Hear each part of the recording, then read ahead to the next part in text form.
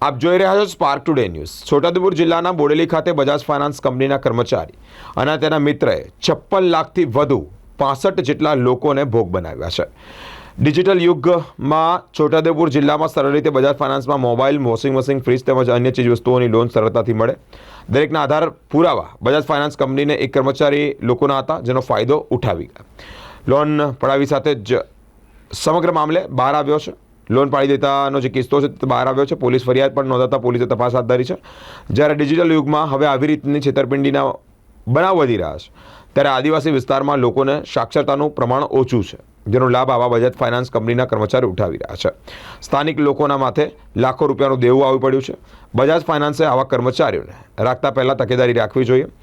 લોકો ભોગ બન્યા છે। બજાજ ફાઇનાન્સના અધિકારીઓએ ભલે ફરિયાદ નોંધાવી હોય, પરંતુ લોકોના નામે જે લોન ગઈ છે તેની જવાબદારી કોની, એક મોટો પ્રશ્નાર્થ છે।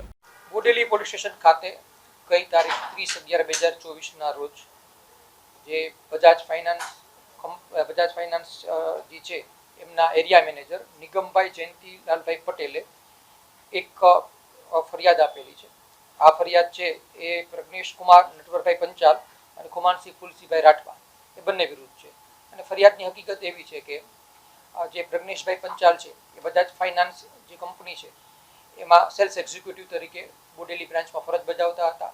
એ દરમિયાન તેમને આ કામના આરોપી જે ખુમાનસિંહભાઈની મદદથી બોડેલી અને જેતપુર તાલુકાના અલગ અલગ 65 જેટલા જે વ્યક્તિઓનો સંપર્ક કરી અને એમને જાણ કરી કે તમે જે બજાજ ફાઇનાન્સમાંથી પર્સનલ લોન લ્યો અને આ લોન છે એ તમામ લોનના હપ્તા અમે ભરી આપશું, હું ભરી આપીશ। અને આ સંદર્ભે એમને 300 રૂપિયાના સ્ટેમ્પ ઉપર એવું નોટરાઇઝ લખાણ કરી બાંહેધરી લખી આપી કે આ લોનના હપ્તા અમે 10 હપ્તામાં અમે ભરી આપશું। એમ કરી 65 કસ્ટમર પાસેથી એમને કુલ 75,87,000 રૂપિયાની લોન લીધી।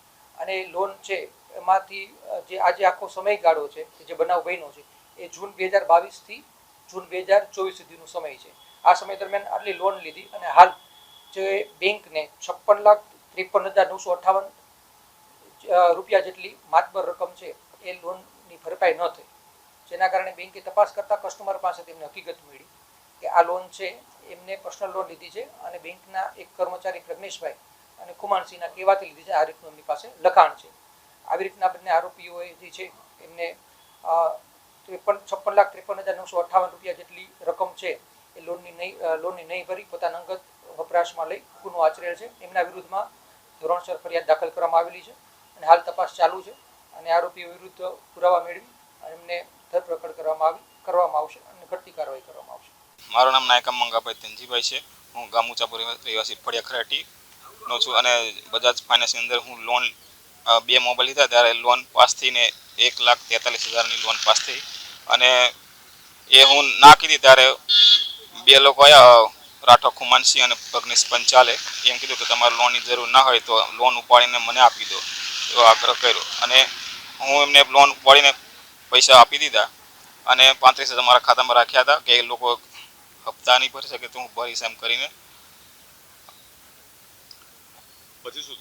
પછી એ લોકો હપ્તા ભરવાનું બંધ કરી દીધું। એટલે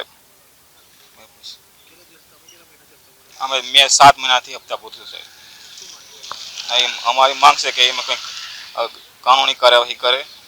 આમ બજાજ ફાઇનાન્સનું જે આ સ્કેમ બહાર આવ્યું એના કર્મચારી દ્વારા જે સ્કેમ થયું એમાં મને ખબર છે ત્યાં સુધી, માહિતી છે ત્યાં સુધી લગભગ 60-65 લાખનું આ એક સ્કેમ થયું અને આમાં અજ્ઞાનતાવશ લોકો ફસાયા છે, કારણ કે જિલ્લો આદિવાસી છે। છોટાઉદેપુર જિલ્લો એક આદિવાસી જિલ્લો છે અને આવા ફ્રોડમાં સામાન્ય રીતે અભણ લોકો કે જેમની પાસે નોલેજ નથી, શિક્ષિત હોવા છતાં પણ આ બાબતનું નોલેજ ના હોય એવા લોકો પણ અંદર આવી જાય છે। અને ભૂતકાળમાં બોડેલીમાં અને છોટાઉદેપુર જિલ્લામાં ઓનલાઈન જે બિઝનેસ ચાલતો હતો એમાં પણ લોકોના કરોડો રૂપિયા ગયા અને લગભગ 1.5-2 વર્ષ પહેલાં એક બેંકનું પણ અહીંયા આવ્યું આર્થિક સ્કેમ બહાર આવ્યું હતું। તો આ જે કંઈ સ્કેમ થાય છે, ઇકોનોમિકલ સ્કેમ, ફાઇનાન્શિયલ સ્કેમ, એમાં અજ્ઞાનતાવશ લોકો ફસાય છે અને કંઈક કારણોસર સરકાર આ બાબતે જાગૃત નથી એવું મારું માનવું છે। સરકારે આ બાબતે જાગૃતિ અભિયાન ચલાવવું જોઈએ, ખાસ કરીને છોટાઉદેપુર જિલ્લામાં આદિવાસી જિલ્લો છે એટલા માટે, જેથી કરીને આવા સ્કેમમાં અજ્ઞાનતાવશ લોકો ફસાય નહીં અને જાગૃતિ આવે.